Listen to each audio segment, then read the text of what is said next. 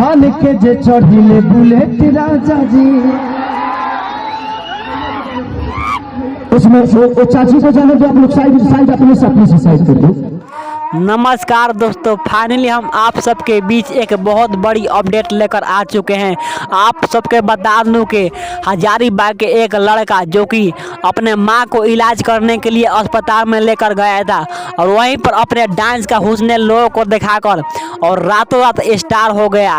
और वहीं जो कि खेसारी लाल यादव के गाना पर डांस कर रहा था और रातों रात स्टार हो गया। तो वहीं खेसारी लाल यादव उस लड़का को देखे हैं तो बहुत खुश हुए हैं और उस लड़का को 10 लाख रुपए इनाम दिए हैं कि अपने माँ को सही से इलाज कराए और आगे बढ़े, और एक मोबाइल भी गिफ्ट दिए हैं डांस का वीडियो बनाकर और अपने आगे बढ़े और माँ का सही से इलाज कराए। आप लोग खेसारी लाल यादव के फैन हैं तब वीडियो को दिल से लाइक करके और चैनल को सब्सक्राइब कर लीजिएगा, क्योंकि इस चैनल पर खेसारी लाल यादव का हर एक वीडियो हर एक खबरें आता रहता है।